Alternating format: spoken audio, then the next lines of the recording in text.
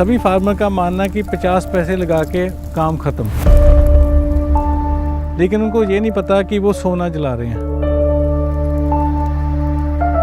जलाना कोई सलूशन नहीं है। जलाने से पहले फ्यूचर के बारे में सोचें, बच्चों के बारे में सोचें। जब तक नहीं पता वो जलाएंगे, लेकिन जब जिस दिन पता लग गया वो कोई नहीं जलाएगा। इसलिए उनको डरने की ज़रूरत नहीं है, क्योंकि रीज़न बीइंग पे यहाँ न्यू हॉलैंड ने इतनी सर्विसेज प्रोवाइड की हैं बेलर्स से, पूरी क्रॉप सोल्यूशन से भी वो पॉसिबल हो सकता है। 50 पैसे ना देखें, लाखों रुपए उससे बन सकते हैं।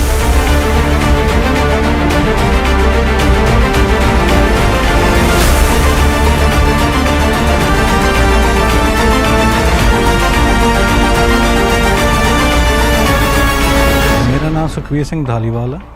मैं लुधियाना शहर का रहने वाला हूँ। साथ में हमारा गांव है दुलेब, और मैं फार्म टू एनर्जी का डायरेक्टर हूँ।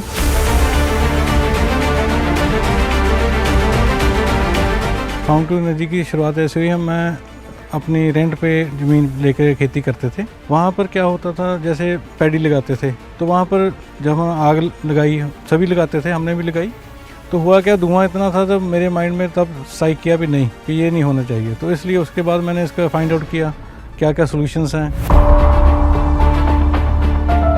तो मुझे पता लगा कि ऑलरेडी पैडी की कलेक्शन हो रही है, लेकिन वो बहुत मैनुअल हो रहा।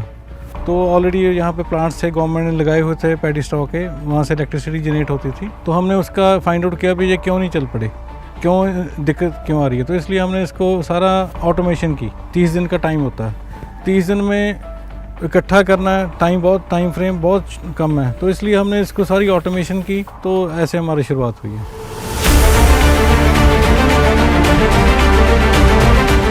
ऐसे हुआ जब हमने स्टार्ट किया तो सभी कंपनियों के पास गए, तो किसी ने इनिशिएट नहीं लिया, क्योंकि इसमें ट्रैक्टर भी इन्वॉल्व है, रेक्स भी इन्वॉल्व है, बेलर्स भी इन्वॉल्व है, कलेक्शन प्रोसेस इन्वॉल्व है, वहाँ आफ्टर दैट स्टैकिंग इन्वॉल्व है। लेकिन किसी ने इतना बड़ा इनिशिएट लेने से पीछे हट गए। तो न्यू हॉलैंड ने कहा भी हम अपना सारा आपके साथ काम करेंगे। तो उन्हें टोटल क्रॉप सोल्यूशन दिया हमें रेक्स भी दिए, वो भी इंपोर्टेड होते हैं। फिर बेलर्स बड़े दिए जो पहले इंडिया में थे ही नहीं। और अभी हमने एक सबसे बड़ा बेलर लिया बीबी, वो भी न्यू हॉलैंड का बेलर है, इंडिया में फर्स्ट लिया, पहले किसी के पास था ही नहीं।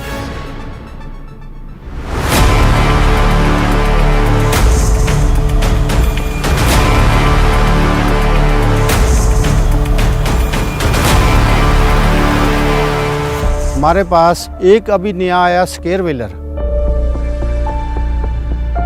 उसका ट्रैक्टर भी बड़ा है, बेलर भी बड़ा है जी। वो उसकी उठाने की कैपेसिटी भी ज़्यादा है एकड़ की।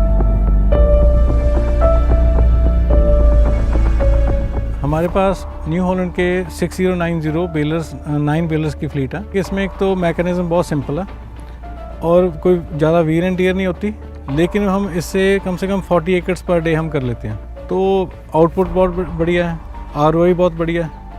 और अगर कोई ब्रेकेज होती है, वो न्यू हॉलैंड के पास सारा और पहले से सारा सर्विसेज का सामान पड़ा, तो हमें कोई इतनी दिक्कत नहीं आती।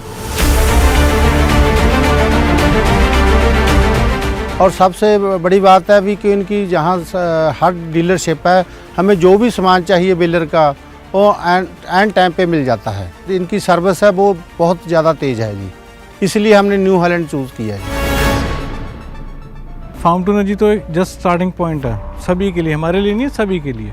इसलिए हम क्या करते हैं भी सभी को इनवाइट कर रहे हैं कि आके हमसे सीखो, और ऐसे कितने ही फार्म टू एनर्जी बन सकती हैं। जितनी बड़ी ये प्रॉब्लम है उतना बड़ा सोल्यूशन हो सकता है, क्योंकि इसमें समाज का भी फ़ायदा हो रहा है, जो बिजनेस कर रहा है उसका भी फ़ायदा हो रहा है, क्योंकि इससे CNG बनने लगी है, इससे कोयला बन गया। पंजाब में एक यूनिट लग चुका है ऑलरेडी कोयले का।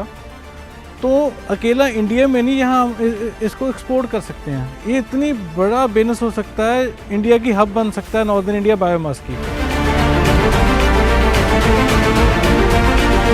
इतना बढ़िया काम है, किसी का फ़ायदा कर रहे हैं, नेचर का फ़ायदा हो रहा है, लोगों का फ़ायदा हो रहा है, जो आने वाली जनरेशन्स हैं उनको साफ एनवायरनमेंट मिल रहा है।